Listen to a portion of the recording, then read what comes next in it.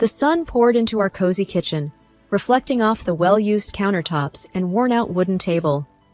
Jake and I sat across from each other, absorbed in our morning routines. I thumbed through a cookbook, trying to find new recipes for the upcoming week, while Jake caught up on the latest news. Newspaper sprawled in front of him. "You remember my work event next weekend?" I began, breaking the comfortable silence. "It's that big fundraiser, the one I've been talking about for weeks." Jake, looking up with a thoughtful expression, responded, "Ah, the annual gala, right? With all your colleagues and their fancy dresses and tuxedos?" I chuckled. "Exactly that one. It's important to me, Jake.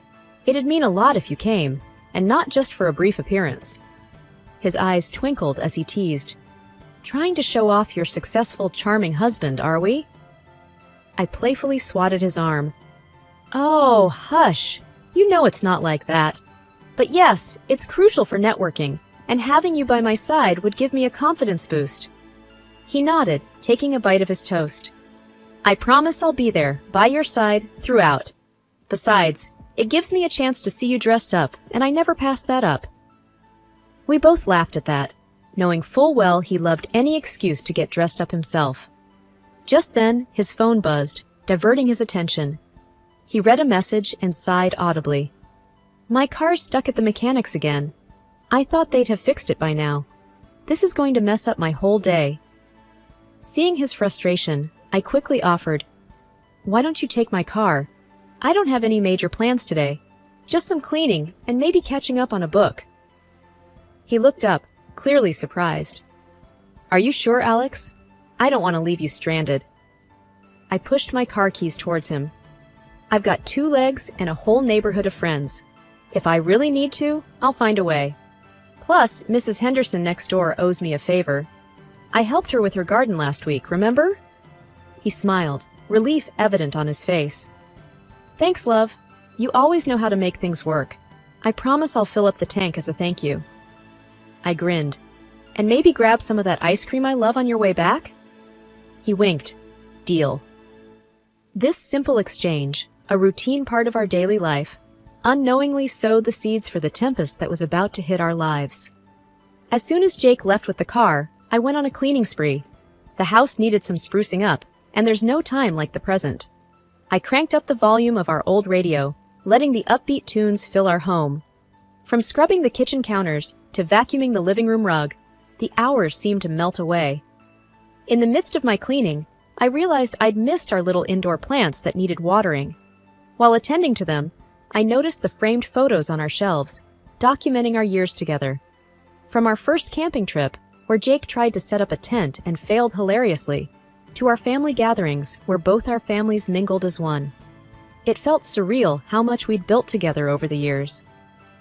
As I was lost in memories, I felt a sudden wave of anxiety. Glancing at the wall clock, I noted the time. It had been hours since Jake left, and I hadn't heard a word from him. Pulling out my phone, I checked for missed calls or texts. Nothing. Just as I was crafting a message to him, my phone rang, the screen showing unknown caller. Taking a deep breath, I answered, "Hello? Is this Mrs. Alex Williams?" The voice, firm and unfamiliar, sent a chill down my spine. "It is. Who am I speaking to?" "This is Officer Mitchell from the city police. I'm sorry to inform you there's been an accident involving a car registered in your name." My heart pounded loudly in my ears.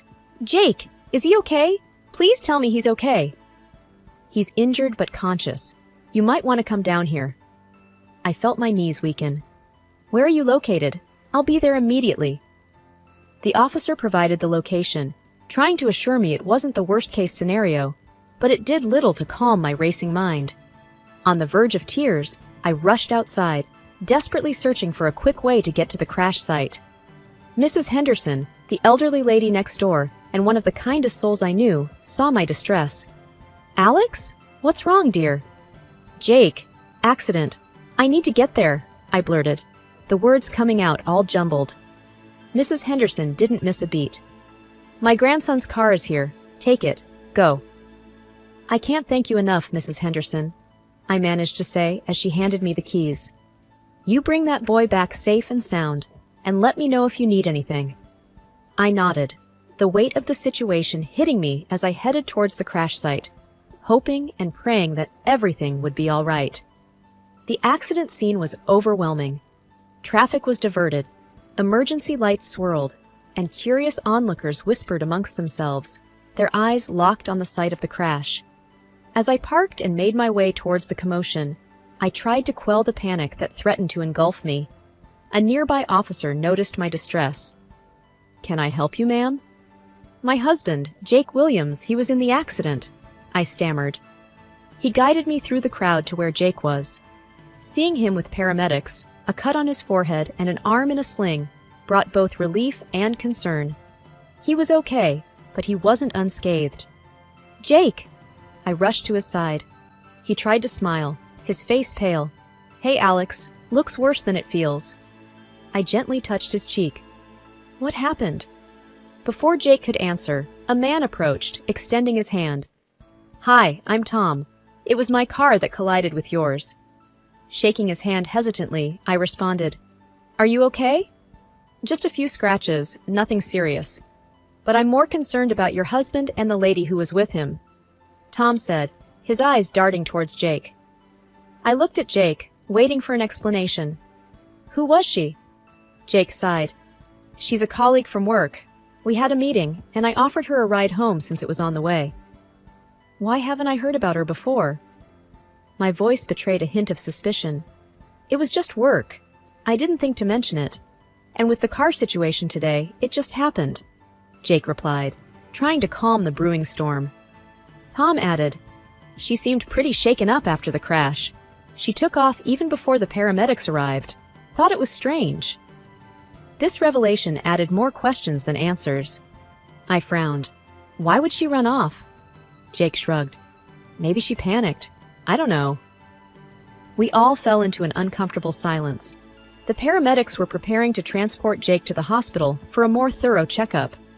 As we prepared to leave, Tom, trying to make amends, said, "I'll take care of the insurance and all. I should have been more careful."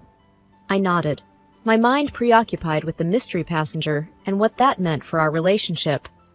As the ambulance started up, I made a silent vow to uncover the truth, no matter where it led.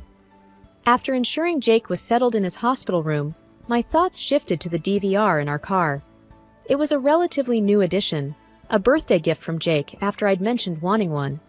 The irony that this device might shed light on Jake's recent actions wasn't lost on me. "I'll be back soon, Jake," I whispered, giving him a light kiss on the forehead. He seemed drowsy from the pain medication. "Where are you going?" he mumbled. "Just need to sort out some things related to the car. I'll be quick," I reassured him. Heading back to the accident site, the tow truck was already loading our battered vehicle. "Excuse me," I approached the driver. "I need to retrieve something from the car." He looked me over, likely identifying me from my earlier presence at the scene. "Sure, be quick." I nodded, opened the passenger side, and swiftly removed the DVR, hoping its contents remained intact. Back home, my hands trembled as I connected the device to our television. The first few clips were mundane, trips to the grocery store, a visit to my sister's house. But then I found the footage from earlier that day. It began innocently enough, Jake driving, occasionally switching radio stations. Then a woman entered the frame. Even from the side profile, I recognized her. It was Melissa, a co-worker Jake had occasionally mentioned. Their conversation was casual at first. They discussed a project they were collaborating on, some office gossip. But as the journey continued, their chat became more personal. They laughed at shared memories, and Melissa reminisced about a fun night a few weeks ago. My heart sank further when the crash happened on the screen. I watched as Melissa, in a moment of panic, hugged Jake tightly and then planted a fleeting kiss on his lips before escaping from the scene. The weight of what I'd seen pressed down on me. Their relationship wasn't just professional. I felt betrayed, hurt, and unsure of what to do next. Taking a deep breath, I ejected the DVR and placed it in a drawer. Whether it was evidence of infidelity or just a friendly bond taken out of context, I needed to confront Jake. But for now, I needed some time alone to process everything. The sun shone a bit brighter the next morning. but its warm rays did little to alleviate the storm inside my heart. With every passing second, the DVR footage played in my mind over and over, but I wasn't going to suffer in silence. It was time everyone knew about Jake's deceit, especially those who believed in our perfect union. I started with Lucy, my oldest and dearest friend. Our history stretched back to our school days, long before Jake entered the picture. "Lucy," I began as soon as she picked up, "I'm having a get-together at our place tonight. Jake's coming home from the hospital." She sensed the unease in my voice. "Alex, what's wrong? Why the sudden party?" "Just come over," I urged. "There's something you need to see." Next, I phoned Jake's family. His mother, always so warm towards me, was delighted. "That's a wonderful idea, dear. We've all been so worried." I could hear Jake's father in the background. "Make sure there's beer," he shouted jovially. Even Michelle, Jake's overbearing sister, was pleased. "It's about time you did something right for my brother," she remarked snidely. Throughout the day, I busied myself with preparations. There was food to be cooked, wine to be chilled, and a living room to be rearranged for the night's entertainment. By the time guests began arriving, our home was filled with the tantalizing aroma of roasted chicken and baked goods. Jake, having been discharged earlier, walked in to find our house bustling with activity. He looked surprised, yet pleased. "What's going on?" he asked, a small smile forming on his lips. I forced cheeriness into my voice. "Just a small gathering to let everyone see that you're all right." He leaned in, kissing my forehead. "You're full of surprises." Lucy, who had been watching from a distance, approached us. "Glad to see you up and about, Jake," she said, though her eyes were questioning as they met mine.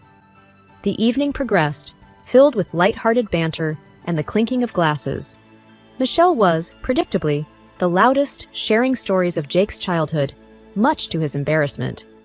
The laughter and chatter provided a stark contrast to the turmoil inside me. As dinner ended and people moved to the living room, I knew the moment had come. "I've got something to show everyone," I announced, holding the DVR remote. Jake looked puzzled. "What's this about, Alex?" I pressed play without answering. The room fell silent, save for the video's audio. As the scene with Melissa played out, gasps filled the room. Jake's face turned ashen, realizing what was happening. As the video ended, Lucy broke the silence. "Alex, what was that?" Jake, flustered, tried to interject. "It's not what you think." The room was abuzz with whispers, and all eyes were on the two of us. The stage was set for Jake to finally explain himself. The weight of the truth descended heavily on the room, muffling the chatter that had once filled it with joyful noise. Stunned faces looked from the now silent screen to Jake, their expressions ranging from shock to disappointment. Lucy, forever the anchor in my life, was the first to voice her confusion, her eyes darting between Jake and me. "Alex, why would you show this? What's happening?" Jake, sensing the rising tide of questions and accusations, tried to take control of the narrative. "Listen, everyone, it's not what it seems. Melissa just needed a ride. The hug, the kiss, it was just in the heat of the moment after the crash." Michelle, eyebrows furrowed and usually so critical of me, looked distraught. "Jake, you're not making sense. First the rumors, and now this? Why would she even be with you in the first place?" He looked down, searching for words. "It was a work thing. We got close. But it wasn't serious. It was just a one-time thing." Jake's mother, Mrs. Anderson, a pillar of grace and kindness, looked shattered. "Oh, Jacob," she murmured, her voice tinged with disbelief. "This isn't like you. You and Alex, you were the ideal couple." His father, Mr. Anderson, a man of few words, had a deep frown etched on his face. "Son, you need to explain everything. This isn't just about you two anymore. It's about the family." Sarah, Jake's younger cousin, who had idolized him, looked close to tears. "Jake, why? Alex has been nothing but kind to all of us." Jake, increasingly desperate, replied, "I made a mistake. I don't know how it spiraled this far." Lucy tightened her grip on my hand. "Alex, I've known you both for years. You two were inseparable, the perfect team. Whatever this is, it needs to be dealt with. I took a deep breath. I know, Lucy. I thought we were strong, that nothing could break us. But now, I don't know. Amid the murmurs and discussions, Michelle walked over, her demeanor softer. Alex, I'm so sorry for the way I've treated you. And to think my brother was doing this, I was wrong about you. The room was thick with a mix of empathy, regret, and unanswered questions. It was evident that our relationship had changed in the eyes of everyone, and the path ahead would be an uphill one. After the eventful evening, the house was filled with an uncomfortable silence. Some relatives had decided to leave, wanting to avoid any more drama, while others stayed, trying to offer comfort, or simply too shocked to move. I retreated to our bedroom, wanting some time to myself, but Lucy followed. She sat next to me on the bed, placing an arm around my shoulders. Alex, are you okay? I sighed deeply. I thought I was prepared for whatever came next, but seeing everyone's reactions, it just made it all too real. Lucy hesitated, then said, There's something else you should know. I looked at her, my heart racing. What? She took out her phone, opening Melissa's social media profile. There, in her recent uploads, was a picture of a hand with a very familiar watch. Lucy pointed. I noticed this earlier. It's Jake's watch, right? Tears welled up in my eyes. Yes, that's his watch. I gave it to him on our 5th anniversary. Lucy continued. This photo was taken in your bedroom, Alex. Look at the background. It's your dressing table. I was taken aback. How could he? Bringing her into our home, our sanctuary? It's a violation. There was a soft knock on the door. Michelle peeked in, her face pale. May I come in? I nodded, still trying to process everything. Michelle hesitated. I saw the photo Lucy's talking about. It's unmistakable. I'm so sorry, Alex. I had no idea Jake was capable of this. I replied, Neither did I. Michelle looked down. I spoke to him downstairs. He's remorseful, to say the least, but I told him he needs to come clean about everything. Lucy, ever the protective friend, asked, Do you want to confront him? I took a deep breath. Yes, but not now. I need time to think, to process everything. Michelle nodded. Take all the time you need. Just know that I'm here for you. We all are. The weight of the entire situation hung heavily. My trust was shattered, but the support from those around me, especially from unexpected quarters, provided a small solace. The morning sun filtered through the sheer curtains, casting muted shadows across the ornate living room. Soft melodies from a forgotten radio played in the background, clashing dramatically with the tension that was almost palpable. I stood at the entrance for a moment, gathering my composure. Jake was already there, fidgeting nervously, while Lucy and Michelle whispered in hushed tones at a corner. The chandelier above shone brilliantly, illuminating the room but failing to dispel the gloom. Drawing a deep breath, I broke the silence. Jake, I've had a restless night, but I need every single detail now. He looked up, his face pale, shadows underlining his guilt-ridden eyes. Alex, it's complicated, but you deserve to know. Lucy snorted derisively. Complicated? Cheating on your wife is complicated? Spare us the theatrics. Jake shot back, clearly agitated. Lucy, this is between me and Alex. Stay out of it. Michelle, always the peacemaker, stepped forward. We're all involved now, Jake, but let's keep this civil. I nodded. She's right. Start from the beginning, Jake. Rubbing his forehead, Jake began. A few months ago, with all the pressure at work, Melissa was the one person who understood what I was going through. We were just friends at first, but things spiraled out of control. Lucy, unable to contain her anger, exclaimed, And you thought bringing her to your home was a good idea?